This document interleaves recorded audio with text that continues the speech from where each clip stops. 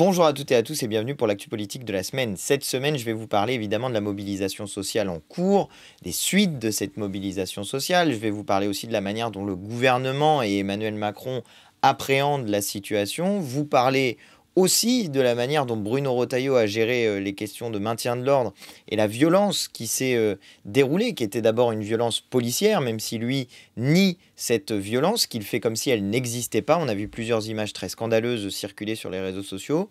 Et puis je vous parlerai aussi de la forme de complicité du Rassemblement national vis-à-vis d'Emmanuel Macron, parce que dans la période, on voit bien à quel point le Rassemblement national ne se met pas du côté des travailleurs. Enfin, je vous dirai quelques mots aussi sur la situation à Gaza, à la fois parce que Netanyahou a décidé d'envahir Gazaville, mais aussi parce que lundi 22 septembre, la France reconnaîtra enfin l'État palestinien et elle le fera devant l'ONU. Donc il y a plusieurs éléments dont je veux vous parler sur le sujet. Avant de commencer, je vous invite donc à vous abonner à ma chaîne en n'oubliant pas de cliquer sur la petite cloche pour recevoir les notifications. Et je commence donc par vous parler de ce mouvement du 18 septembre qui était vraiment massif. Il y a eu des mobilisations dans toute la France, des gens qui ont posé des jours de grève pour pouvoir participer à cette manifestation, à cette mobilisation. Plus d'1 million de personnes dans les rues, dans l'ensemble du pays. Et pour ce qui me concerne, j'étais à Paris et c'était vraiment une très grosse mobilisation avec des caractéristiques qui sont des caractéristiques nouvelles, à la fois bien sûr des caractéristiques qui existaient déjà, c'est-à-dire des mobilisations syndicales. On a vu beaucoup de drapeaux, de cortèges syndicaux, c'est normal, c'était une mobilisation qui était appelée par une intersyndicale, mais aussi eh bien, des nouveaux participants aux manifestations, des gens qui peut-être participaient pour la première fois d'ailleurs à des manifestations, et surtout donc des gens très jeunes, très engagés, alors même qu'ils ont un âge plus jeune, et ça c'est nouveau dans les mobilisations. Alors il y a toujours eu des jeunes bien sûr dans les mobilisations, mais ce qui est nouveau c'est le nombre de personnes d'un jeune âge qui s'investissent dans les questions politiques, syndicales, dans les luttes pour le monde du travail. Ça, c'est vraiment nouveau qu'il y ait un tel niveau de mobilisation de la jeunesse et franchement, c'est encourageant.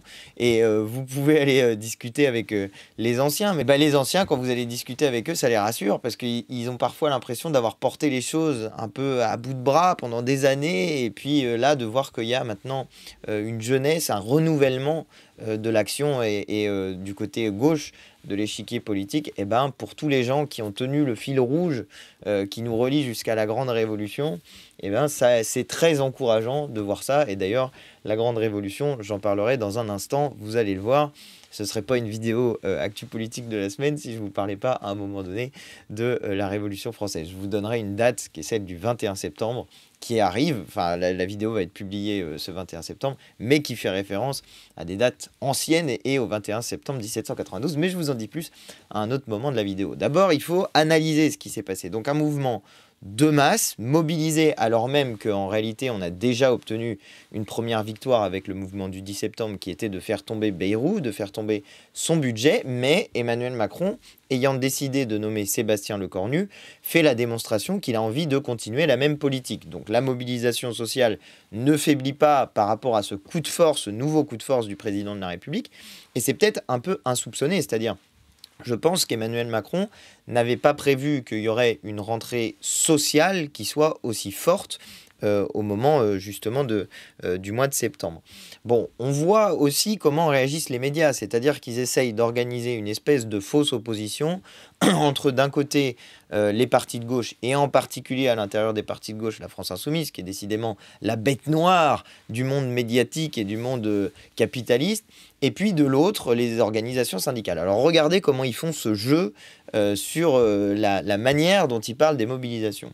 Et tout le monde d'ailleurs n'est pas raccord dans le monde politico-médiatique du système. Tout le monde n'a pas la même stratégie. Mais regardez bien comment ils ont fait si on regarde un peu ce qui s'est passé dans les médias. Ils disaient le mouvement du 10 septembre, ça va être un flop parce que c'est la France Insoumise qui appelle à participer. Alors déjà, c'est pas vrai que c'était la France Insoumise qui appelle à participer, c'est un mouvement populaire, le mouvement du 10 septembre, auquel nous, on a dit qu'il fallait s'associer et qu'il fallait être dans l'action. Mais ce n'était pas que la France Insoumise. Vous aviez, à partir du moment où il y a eu l'appel de la France Insoumise, tous les partis de la gauche qui ont appelé à participer au mouvement du 10 septembre, même si certains ont appelé, mais ensuite n'ont pas fait grand-chose pour aider à la mobilisation. Mais ça, c'est un autre sujet, je ne reviens pas là-dessus. Et donc, ils ont commencé par dire que ça allait être un flop. Sauf que comme ce n'était pas un flop, ils ne pouvaient pas faire ça. Donc, ils se sont dit, on va dire que le 10 septembre, c'est violent parce que c'est de la faute de la France Insoumise. Et puis comme ça, on pourra comparer avec le 18 septembre, qui est pas un mouvement appelé par les Insoumis. C'est pas vrai non plus, puisque les Insoumis appelaient aussi à y participer, même si les organisateurs étaient des organisateurs syndicaux cette fois-ci. Mais donc, ils voulaient essayer d'opposer les deux en disant, bah voilà, le 10 septembre, soit ça floppe, soit c'est violent, parce que c'est de la faute de la France Insoumise. Mais par contre, eh ben voilà, le problème qu'ils ont, c'est par contre.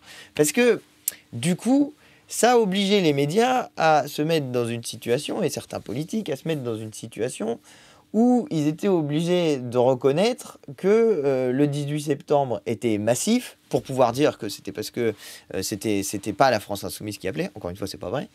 Et puis, ils voulaient aussi pouvoir dire que c'était moins violent, ce qui n'a pas forcément été le cas, mais je vais y revenir un petit peu en détail. Mais vous voyez comment ils essayent d'opposer, de cliver, de diviser à l'intérieur du mouvement social pour dire qu'il y aurait d'un côté les militants politiques, et donc en particulier les Insoumis, et de l'autre les militants syndicaux et les organisations syndicales qui, elles, sont respectables, même si le reste du temps, ils passent leur temps à leur cracher dessus, à les insulter, à dire qu'ils font de la gréviculture, à dénoncer le pays bloqué par les organisations syndicales. Mais là, vous voyez, comme ils ont peur de la France insoumise, eh ben, ils essayent d'opposer les deux et de nous diviser. Sauf que, évidemment, ça ne marche pas.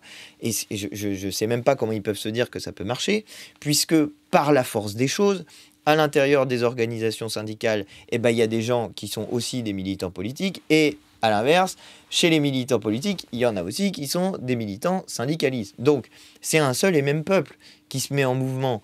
La question qu'il faudrait se poser, et je vous la poserai tout à l'heure, c'est peut-être ceux qui manquent, ceux qui ne sont pas là, ceux qui n'appellent pas, ou ceux qui, au contraire, critiquent le mouvement et se contentent d'attendre. Et vous voyez bien évidemment que je pense au Rassemblement national. Enfin, Rassemblement, vraiment le mot est trompeur, parce que Front National, c'était plus correct, puisque, effectivement, il ne participe pas à faire un rassemblement. Mais vous voyez comment il y a ce jeu d'opposition qui a été fait. Alors, la grande stratégie des médias et des politiques dans ce type de situation-là, c'est d'essayer d'abord donc de diviser et puis ensuite de faire peur. Vous avez vu à quel point il y a eu la volonté de mettre en scène ici, pour le mouvement du 10 septembre, des violences qui, au final, avaient été commises par les policiers. Alors ça, c'était quand même la meilleure, je vous l'avais dit la semaine dernière, mais vous aviez vu ces images d'incendie d'un immeuble à Paris provoqué par la police, par un palais de lacrymo qui, quand ça se lance la fumée, ça fait une petite étincelle, et s'il se trouve qu'il y a quelque chose d'inflammable à cet endroit-là, eh ben, des fois ça peut brûler. Donc le palais de la police qui a foutu le feu à un immeuble, un palais de la police qui est tombé dans une voiture qui a foutu le feu à la voiture. En Essonne, je vous l'avais dit, ils ont foutu le feu à un bas-côté vers Amazon à Brétigny-sur-Orge. Bref, donc les images de violence, et encore une fois, des incendies, c'est pas des violences contre des personnes, c'est des biens qui peuvent être abîmés, mais justement, il y a une question qui est posée dans le terme violence. Et là encore, je vais y revenir, parce que vous avez vu que pour le mouvement du 18 septembre, ils ont essayé de faire monter la tension, mais du côté de Bruno Retailleau, et d'une certaine manière, j'allais dire, du côté de Bruno Retailleau et de l'extrême droite uniquement. C'est-à-dire que, comme les médias et les macronistes étaient occupés à essayer de distancier mouvement social et France Insoumise, en particulier, on pourrait dire les autres partis de gauche, mais en réalité, ils essayent vraiment de jouer une opposition vis-à-vis de la France Insoumise. Donc comme ils étaient occupés à ça, fallait dire par la force des choses des trucs comme « Ah oui, mais quand c'est un mouvement qui est organisé par les syndicats, c'est plus encadré, c'est plus dans un respect des règles, etc. etc. » Mais Retailleau, lui, il n'en a rien à faire de tout ça. Pour lui, tout ça, le mouvement social, c'est juste des sales gauchistes qui sont de la France insoumise, dans sa tête à lui. Et vous le voyez dans ses formules. Il dit, il a eu une formule du genre « La France insoumise est le parti politique qui excite la haine anti-flic ». J'aimerais bien voir où est-ce qu'il a vu jouer ça, parce que nous, ce qu'on dit, c'est précisément que quand la police commet des méfaits, parce que ça arrive que la police commette des méfaits, et ça arrive assez fréquemment, et bien que justement, il faut sanctionner ceux qui commettent les méfaits, et que quand c'est le ministre de l'Intérieur, démissionnaire en plus, lui-même qui donne les ordres, et ben c'est le ministre de l'Intérieur qui doit être sanctionné. Voilà ce qu'on dit. Et je signale à M. Retailleau que c'est justement ne pas sanctionner les policiers qui fait que les gens ont une mauvaise image de la police quand les policiers ont fait des bavures. C'est quand on sanctionne pas les bavures que ça donne une mauvaise image de la police, parce que ça donne l'impression qu'on protège les gens qui ne respectent pas la loi, qui font des choses violentes, brutales, insultante, et c'est ça qui donne une mauvaise image de la police. Donc celui qui est le pourvoyeur de la haine anti-flic, comme dit Bruno Retailleau, eh ben c'est lui-même, parce que en ne disant rien sur la question des violences policières, il participe de donner une mauvaise image de la police qui donne l'impression qu'on peut faire n'importe quoi et est ensuite protégé par le plus haut niveau de l'État. C'est ça qui donne une mauvaise image de la police, pas ce qu'on dit nous. Nous, on dit au contraire qu'il faut que la police soit républicaine et qu'elle respecte des règles, qu'elle respecte des formes, et que sinon, il peut y avoir une forme d'autoritarisme et d'arbitraire. Et vous voyez comment, eh bien, dans cette situation-là, il y a eu une forme de dissonance dans la sphère politico-médiatique habituelle. Certains disant « Ah bah ça se passe mieux parce que c'est pas les insoumis »,« Ah bah il y a vraiment beaucoup de monde parce que c'est pas les insoumis ». Le but est à la fin de nous taper dessus. Ça se passe mieux parce que c'est pas les insoumis. Et puis de l'autre côté, Retailleau disant « C'est les insoumis, c'est des casseurs, c'est des brutaux, c'est des violents ». Bref. On n'y comprend plus rien si on écoute les uns et les autres, mais vous comprenez, pour ceux qui participent à ces mouvements, qui sont solidaires à ces mouvements, vous comprenez une chose, c'est qu'il y en a qui se battent et il y en a qui sont dans la lutte contre ce gouvernement macroniste qui comporte M. Retailleau, et puis il y en a qui ne se battent pas et qui nous tapent dessus. Jusqu'au Rassemblement national, qui alors là fait vraiment la démonstration trait pour trait qu'il est toujours du côté du capitalisme et toujours du côté du gouvernement dès que ça chauffe un peu, puisque le Rassemblement national a dit à peu près la même chose que Bruno Retailleau sur le sujet, en parlant de casseurs, en disant soutien à la police, enfin en faisant toutes ces choses-là. Et vous avez vu comment ils ont une nouvelle fois essayé de créer une ambiance de stress, de peur, etc., en parlant de ces fameux chars Centaure, ces blindés Centaure de la gendarmerie, où ils ont dit qu'ils en déployaient 24, je crois, Centaure de la gendarmerie, donc ces espèces de gros blindés. Et voilà qu'un pouvoir politique démissionnaire battu à l'Assemblée nationale, battu dans les urnes, mobilise des chars contre une mobilisation populaire encadrée par des syndicats. Je ne sais pas si on se rend compte du niveau de dinguerie dans lequel ça place notre pays, du niveau d'autoritarisme dans lequel ça place notre pays. Si vous voulez vous en convaincre, vous avez juste à faire un parallèle, à faire une translation avec un autre pays. Vous dites, tiens, si ça se passait en Russie, tiens, si ça se passait au Venezuela, tiens, si ça se passait en Chine, tiens, si ça se passait dans tous les pays dont on n'arrête pas de nous dire que de toute façon c'est des horribles dictatures, eh bien justement, si vous faites ça, vous vous rendez compte qu'un pouvoir politique qui mobilise des chars, qui mobilise un policier sur 3 contre une mobilisation syndicale et politique et citoyenne, eh ben, c'est un peu inquiétant en termes d'équilibre des pouvoirs et de la démocratie. Surtout quand c'est des gouvernements qui sont illégitimes, qui ont perdu les élections et qui se maintiennent quand même au pouvoir. Enfin, je veux dire, le niveau où on en est arrivé en termes de déconnexion par rapport aux aspirations populaires et à la démocratie, il est assez catastrophique. Donc, voilà où on en était. Et une nouvelle fois, il y a eu des violences policières qui ont été commises. Sans doute, l'image la plus choquante, c'est celle... Alors, il y en a eu beaucoup. Hein. On a vu une image d'un monsieur en sang qui s'est pris apparemment un tir de LBD. Il y a eu vraiment beaucoup d'images très choquantes. Mais il y en a une en particulier, je pense que tout le monde a vu et qui choque énormément. C'est ce policier qui pousse avec son pied comme ça une femme qui est déjà au sol, qui essaye de se relever, et il la pousse pour qu'elle se pète la figure. Et il y en a un deuxième qui arrive et qui recommence. Voilà, une forme de brutalité gratuite contre une personne qui est déjà au sol, qui est en difficulté, qui essaye de partir. En plus, on lui dit « casse-toi » ou je sais pas quoi, enfin des propos qui sont assez durs. Et elle dit « mais j'essaye de partir ». En fait, ils sont en train de la pousser pour qu'elle reste au sol. Ça, c'est des comportements qui sont humiliants, qui sont volontairement humiliants, qui sont brutaux, qui sont violents, qui visent à faire en sorte que on humilie une personne qui est déjà très en difficulté. Et en plus, une femme. Tout ça est vraiment... Ça montre la forme de... ils se sentent impunis, quoi. Ils se sentent impunis, et comme ils se sentent impunis, eh bien, ils commettent ce genre de violence gratuite contre des personnes. Or, normalement, les violences qui sont commises par la police, si ce sont des violences légitimes, parce que la force policière, elle a le monopole de la violence physique légitime, en tout cas, c'est ce qu'on lui donne dans la loi, eh bien, ces violences qui sont donc illégitimes, elles doivent être sanctionnées parce que sinon elles se produisent sans arrêt. Et c'est justement ce que ne fait pas M. Retailleau, et c'est bien pour ça que je dis que c'est lui le pourvoyeur principal de la haine anti-flic, puisqu'il appelle ça comme ça, puisqu'en ne sanctionnant pas ce genre de comportement, en ne disant rien, tout en parlant de violence des manifestants à propos de blocage, à propos parfois de dégradation de biens matériels. Je ne vais pas vous dire le contraire. Ça serait faux de dire qu'il n'y a pas des gens qui cassent des vitrines ou je ne sais pas quoi. Mais il s'agit de biens matériels. Et d'ailleurs, dans le code pénal, c'est moins puni de dégrader des biens matériels que de s'en prendre physiquement à quelqu'un. Et attendez, je vais aller plus loin. Dans le cadre légal actuel, quand un policier commet ce type de bavure, c'est-à-dire quand il commet une violence qui est une violence gratuite, normalement, il est davantage puni. Bah oui, c'est logique. Il est davantage protégé par son uniforme parce qu'on considère que s'en prendre à quelqu'un qui porte l'uniforme, ça doit être davantage sanctionné parce que normalement, les policiers sont là pour nous protéger. Mais à l'inverse, le corollaire de ça, c'est que si tu t'en prends gratuitement à quelqu'un alors que tu portes l'uniforme, tu salis l'uniforme, donc tu es davantage puni. Or, ce n'est pas du tout appliqué à l'heure actuelle. Ça n'existe pas, ce type de sanctions contre les policiers quand ils outrepassent leurs fonctions et leur rôle. Donc, vous voyez comment ce tableau est en place et comment il y a, d'une certaine manière, une France qui se mobilise, une France qui est en lutte, et puis une France qui fait tout ce qu'elle peut pour mettre le couvercle sur la mobilisation. Pourquoi ? Parce qu'on est au point crucial, on arrive au point central, au nœud du problème depuis le début. Ce qu'on vous répète avec Jean-Luc Mélenchon depuis maintenant des années. À la fin, ça se termine entre l'extrême droite et nous. Ça se terminera entre ceux qui feront tout ce qu'ils peuvent pour défendre jusqu'au bout le capitalisme et le capital.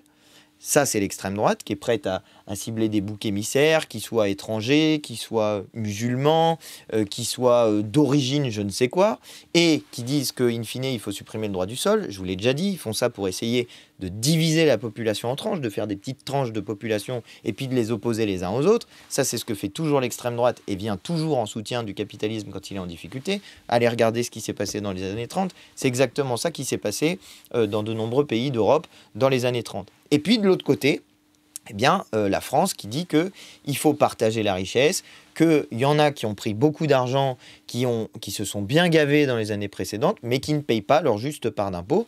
Et cela cherche au contraire à provoquer une unité du peuple, à faire en sorte qu'on ne trie pas les gens suivant leur religion, leur couleur de peau, leur origine, leur statut national ou étranger ou je ne sais quoi. On ne fait pas de tri à l'intérieur des gens et au contraire, on essaye de rassembler, de faire peuple tous ensemble pour lutter contre ceux qui se sont accaparés et la richesse, et le pouvoir politique, et le pouvoir médiatique pour essayer de nous bourrer le crâne sans arrêt, comme je suis en train de vous expliquer les méthodes qu'ils utilisent pour nous bourrer le crâne. Voilà, vous avez l'affrontement entre les deux, et vous comprenez, je pense, assez spontanément pourquoi le Rassemblement national ne peut pas appeler aux mobilisations sociales, ne peut pas participer aux mobilisations sociales, puisque ceux qu'il essaye de convaincre, c'est justement les ultra-riches de notre pays et les capitalistes, pour qu'ils se mettent à faire leur campagne, comme certains capitalistes avaient fait la campagne des fascistes, enfin certains, la majeure partie en fait, des capitalistes avaient fait la campagne des fascistes dans les années 30. Vous voyez, on est typiquement dans ce type de moment-là.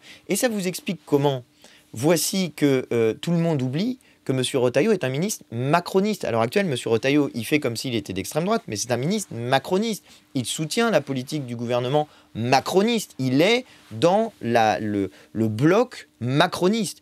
Et vous entendez pourtant Madame Le Pen, qui prétend être la première opposante à Emmanuel Macron, ce qui n'est pas le cas, mais vous entendez Madame Le Pen parler comme M. Retailleau. M. Retailleau parler comme Madame Le Pen. Former un espèce de bloc macroniste raciste, c'est une version encore plus raciste du macronisme. Je ne suis pas en train d'exonérer de leur responsabilité des macronistes qui ont par exemple fait la loi immigration. Mais vous êtes dans cette situation où Madame Le Pen se fait la meilleure avocate des propos de Bruno Retailleau, ministre macroniste.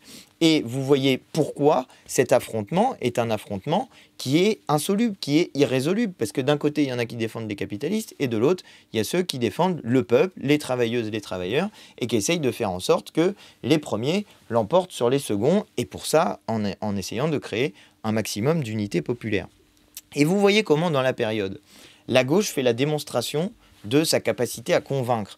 J'ai vu passer un sondage qui me fait hurler de rire. Je vous dis la vérité, c'est un sondage qui me fait hurler de rire. Alors, vous savez toutes les critiques que j'ai sur les sondages, mais la critique principale que j'ai sur les sondages, c'est la sous-représentation chronique des électeurs de la France insoumise, justement. Et c'est bien pour ça que quand vous avez des sondages, vous ne comprenez pas pourquoi les sondages mettent la France insoumise toujours assez faible et qu'ensuite on fait des résultats électoraux qui sont très très bons, ce qui fait qu'un certain nombre de personnes d'ailleurs font des mauvaises analyses politiques en se disant qu'on serait juste des champignons électoraux appelés à disparaître à chaque élection. Puis ils attendent l'élection où on va disparaître, puis on disparaît jamais, on progresse à chaque élection. Donc ils se disent mais qu'est-ce que c'est que cette histoire? Les sondages disaient l'inverse et les insoumis progressent à chaque fois. Bah oui, parce que ce que les sondages n'arrivent pas à capter, c'est la partie de notre électorat qui est la partie la plus jeune et la plus populaire. Tout simplement parce que les gens vont moins voter, mais par la force des choses, ils participent aussi moins au sondage.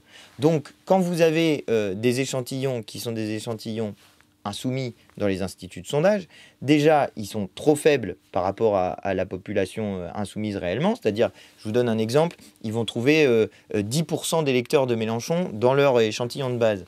Mais ils le redressent, c'est-à-dire qu'ils donnent un poids plus important à ces 10% d'électeurs pour le faire passer à 22, puisque dans l'élection présidentielle, on a fait 22. Mais puisque je viens de vous dire qu'ils n'arrivent pas à trouver le cœur de l'électorat insoumis, qu'est-ce qu'ils font ? Ils vont donner du poids à ceux qu'ils ont trouvés. Or, ceux qu'ils ont trouvés, c'est ceux qui ont plutôt les caractéristiques sociales d'électeurs de gauche, mais qui votent Mélenchon en deuxième choix.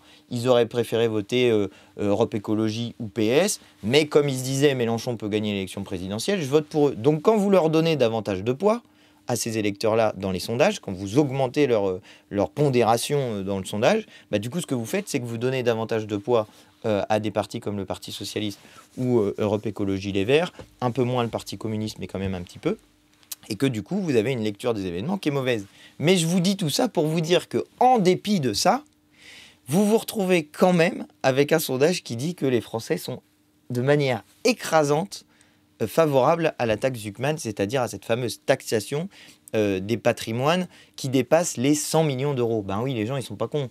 Ils ont bien compris que 100 millions d'euros, ça concernait pas grand monde et que même s'ils gagnaient au loto, ils n'auraient pas les 100 millions d'euros en question. Il faut jouer à l'euro million pour réussir à avoir les 100 millions. Et encore, il faut qu'il y ait plein de gens qui n'aient pas gagné pendant un certain nombre de temps pour que vous dépassiez la barre symbolique, enfin plus symbolique du coup, mais que vous dépassiez la barre des 100 millions d'euros. Et donc les gens, ils se disent, bah oui, quand même, on demande à tout le monde de faire des efforts et on ne va pas en demander à ceux qui ont plus de 100 millions d'euros de patrimoine. Qu'est-ce que c'est que cette histoire ?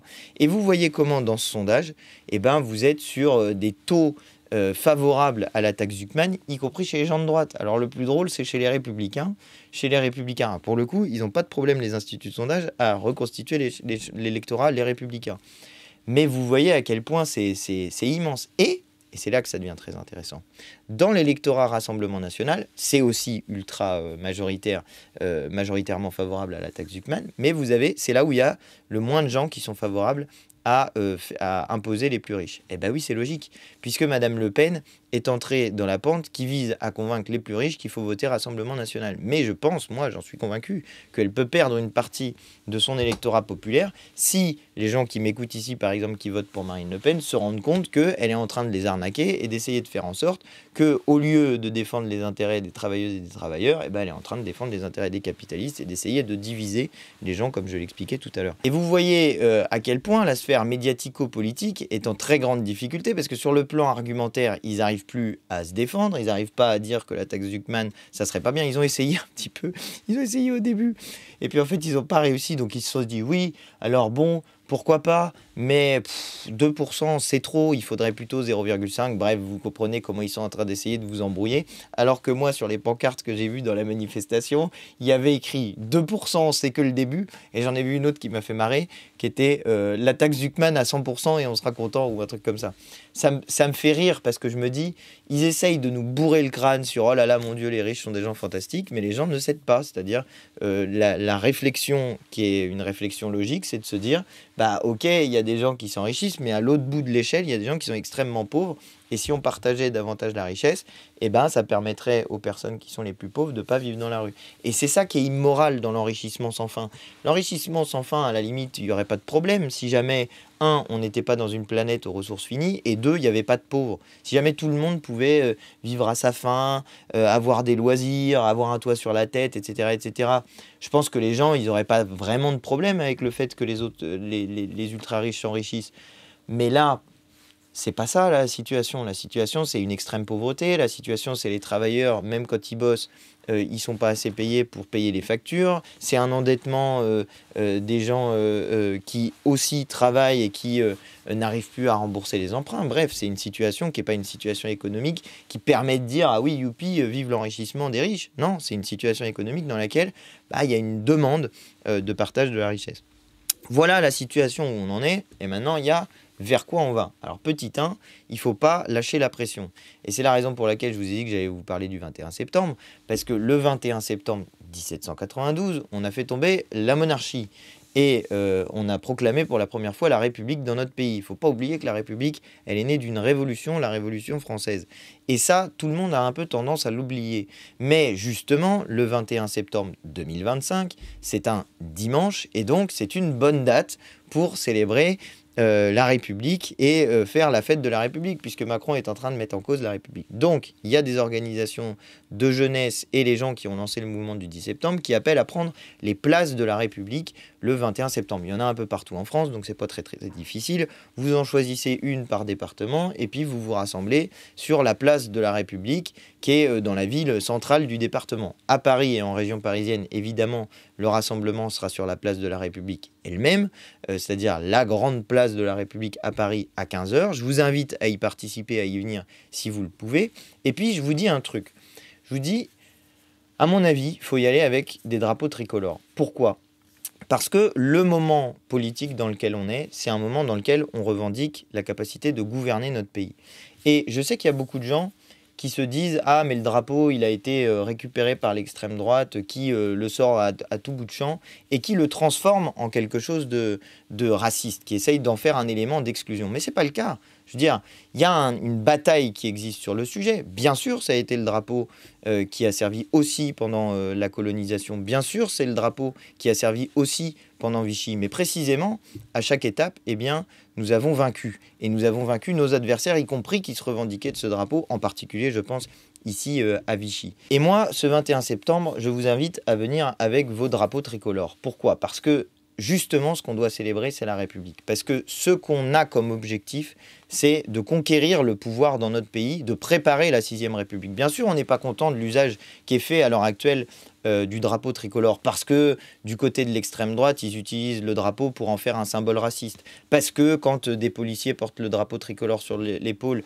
et commettent des violences policières, eh bien, on n'est pas très satisfait de voir que ce drapeau est utilisé pour commettre des violences. Mais par contre, on ne doit pas se laisser voler un symbole qui appartient à tout le monde. Et moi, je vous invite vraiment à l'amener parce que ça rappellera à tout le monde aussi au passage que ce drapeau est né de la Révolution française, de la Révolution de 1789, qu'en 1792, on a fait tomber la monarchie, on s'est débarrassé de Louis XVI et qu'on a établi la République le 21 septembre 1792. Donc c'est le moment de célébrer un drapeau révolutionnaire et de venir avec en manifestation. Et puis si vous n'avez pas envie, eh ben, venez habillé en bleu ou en rouge et comme ça, ma foi, ça mettra une ambiance. Il y a les vestes des cortèges syndicaux et notamment de la CGT qui sont rouges, c'est très bien. Il y a le maillot de l'équipe de France, il est bleu, c'est très bien. Et les deux ensemble, eh bien ma foi, ça fera une manifestation très colorée et qui enverra, je pense, un beau signal à ceux qui se mettent à distance des manifestations au nom du peuple, tout en prétextant, tout en disant être les défenseurs du drapeau tricolore. Si vous voulez énerver l'extrême droite, venez avec des drapeaux, venez célébrer la République, ils sauront plus quoi dire. Alors parce que d'habitude ils disent soit qu'on est violent, soit qu'on n'aime pas notre pays. Eh ben si on n'est ni violent et qu'on aime notre pays, qu'est-ce qu'ils vont bien trouver à dire cette fois-ci sur nos mobilisations? Ça fait apparaître le fait que certains qui prétendent défendre la France, eh bien, quand il s'agit de défendre les travailleurs, quand il s'agit de défendre les ouvrières, les ouvriers, les gens qui, y compris, ne bossent pas, ne trouvent pas de travail, les retraités, bref, quand il s'agit d'être là, mobilisés et de faire peuple tous ensemble, ils ne sont pas là parce que juste, ils ont envie de défendre les capitalistes plutôt que d'être du côté du peuple. Voilà ce que je voulais vous dire sur ce 21 septembre et je pense que c'est important de se souvenir que dans notre histoire, on a des dates révolutionnaires qui ont du sens, qui sont symboliquement très puissantes et de rappeler qu'il n'est pas question que les symboles nationaux soient des symboles d'exclusion et qu'au contraire, on doit s'en servir comme des symboles d'inclusion. Et je vais aller même plus loin, y compris pour les personnes étrangères qui sont dans notre pays, parce que pour beaucoup, ils font... Parce que eux, quand ils parlent de la France, quand ils font référence à la France, ce à quoi ils pensent, c'est liberté, égalité, fraternité, et que normalement, quand ils arrivent en France, ils sont au pays des droits de l'homme et du citoyen.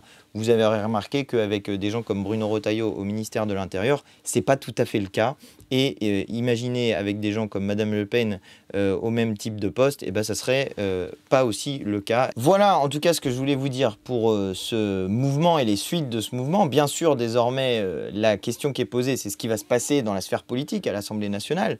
Et là, eh ben, il y a plusieurs options. Soit M. Lecornu vient et dépose un vote de confiance, demande un vote de confiance, et il sera sans doute battu, puisque désormais, il y a de plus en plus de partis qui disent qu'ils ne vont pas voter la confiance si jamais ils la demandent. Soit ils ne demandent pas la confiance et la France Insoumise déposera une motion de censure pour qu'il y ait un vote de confiance, pour qu'on puisse voir qui censure le gouvernement et qui ne censure pas, et le plus vraisemblable est qui tombe. Et bien, soit il y en a quelques-uns qui participent à sauver le macronisme, et là, ça peut être soit le PS, soit le RN, mais j'ai l'impression que le PS est en train de s'éloigner de cette option.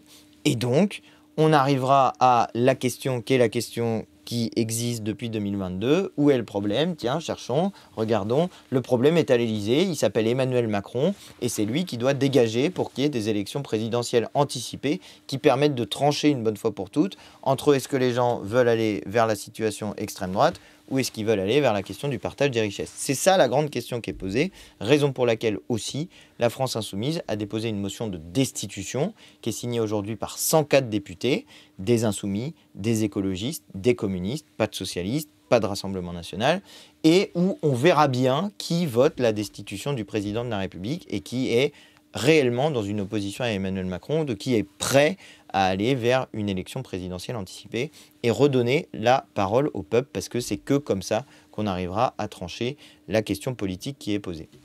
Voilà ce que je voulais vous dire sur ce mouvement. Vraiment, mobilisez-vous le 21 septembre. On attendra d'avoir les dates qui viennent après ce 21 septembre, mais la grande date, c'est celle-ci. Je termine en disant quelques mots sur Gaza. Monsieur Netanyahou a décidé d'envahir la ville de Gaza, Gazaville, et où il y a l'essentiel de la population palestinienne qui reste. C'est des bombardements, c'est une opération terrestre, c'est la poursuite du génocide dans sa phase la plus brutale, la plus violente, puisque continue par ailleurs la famine dans la bande de Gaza. Et j'ai vu un chiffre de l'UNICEF qui m'a choqué, qui est qu'il y a 10 000 enfants dans la bande de Gaza qui ont besoin d'une aide alimentaire d'urgence pour malnutrition, pour faire face à une malnutrition, où si jamais vous dépassez un certain seuil, ensuite c'est extrêmement difficile de revenir en arrière, et ça veut dire des enfants qui meurent de faim. C'est ça la situation à l'heure actuelle dans la bande de Gaza. Et donc, moi ce que je veux vous dire, c'est qu'il faut que nos yeux soient tournés vers Gaza. Je dis franchement, encore une fois, bravo et merci à toutes celles et ceux qui participent à la flottille pour rompre le blocus à Gaza, pour essayer de faire en sorte qu'on empêche Netanyahou de continuer son génocide, parce que c'est de cela dont il s'agit. Et puis enfin, il y a cette initiative donc de la France à l'ONU pour la reconnaissance de l'État palestinien. On va commencer par dire que la manière dont c'est fait ne correspond pas à ce qu'est la reconnaissance réelle d'un État, puisqu'il y a un certain nombre de conditions qui sont posées pour la reconnaissance de l'État palestinien, qui sont des conditions inacceptables si on estime que c'est un État souverain dont il est question et pas un État fantoche qu'on a reconnu comme ça pour essayer de régler des situations politiques nationales, parce que c'est ça aussi la question qui est posée derrière, c'est que certains gouvernements se rendent compte que c'est plus possible de ne pas parler de cette situation, de ne pas dénoncer le génocide en cours à Gaza, et donc font ce qu'ils peuvent pour essayer de sauver la face, après avoir parfois soutenu activement par l'envoi d'armes, en ne faisant rien, et puis en critiquant ceux qui s'opposaient au génocide. Ils essayent de se racheter une bonne conscience au dernier moment. J'ai d'ailleurs vu circuler un appel qui franchement... ça commence à faire un peu gros, quoi. Quand on voit que toutes les organisations de gauche signent un appel dont sciemment ils mettent de côté la France Insoumise pour essayer de dire que d'une certaine manière ils se rassemblent entre les gens qui sont respectables aux yeux de la sphère médiatique. Franchement, moi je trouve ça assez dégueulasse, et je le dis très clairement, parce que ça ne devrait pas être acceptable, ce genre de méthode. Mais passons, c'est pas grave, ce qui compte c'est ce qui va se produire. Et je pense que même si on a plein de critiques à faire à cette reconnaissance de l'État palestinien sous la forme sous laquelle il est fait à l'ONU ce 22 septembre, je pense qu'il faut quand même célébrer ce qui est une victoire des mobilisations populaires. Parce que oui, c'est une victoire des mobilisations populaires que enfin la France reconnaisse l'État palestinien et entraîne dans cette reconnaissance un certain nombre d'États, en tout cas le fasse à l'ONU, sur la sphère internationale, et que ce soit un moment dans lequel on fait ce qu'on aurait dû faire depuis longtemps d'une certaine manière. Il ne faut pas bouder cette victoire-là. Il ne faut pas se dire qu'en raison de tous les problèmes qui sont associés à la manière dont est faite cette reconnaissance, ça ne serait pas bien. Et au contraire, il faut la célébrer. Et moi, je le ferai à ma permanence le 22 septembre. Il y a un truc pour mettre un drapeau. Et ben, ma foi, on va pavoiser le drapeau palestinien à ma permanence à 20 h le 22 septembre. Donc, si vous êtes dans le coin, vous êtes vivement invité à y participer. Et ce sera, je crois, un moment important, marquant pour toute notre génération et enfin pour tous ceux qui sont là à l'heure actuelle dans notre pays. Je crois que c'est un moment qui est un grand moment historique pour nous et il faut le célébrer à sa juste mesure avec toutes les critiques qu'on peut faire sur le sujet, mais il ne faut pas bouder le fait qu'on a obtenu cette victoire-là et espérer qu'elle soit une pression supplémentaire pour mettre fin au génocide à Gaza. En tout cas, je l'espère très fortement. Voilà ce que je voulais vous dire cette semaine. J'espère que ce que j'ai dit vous a intéressé. Si c'est le cas, je vous invite à vous abonner à ma chaîne en n'oubliant pas de cliquer sur la petite cloche. Et je vous retrouve comme toujours la semaine prochaine. Je vous dis à bientôt.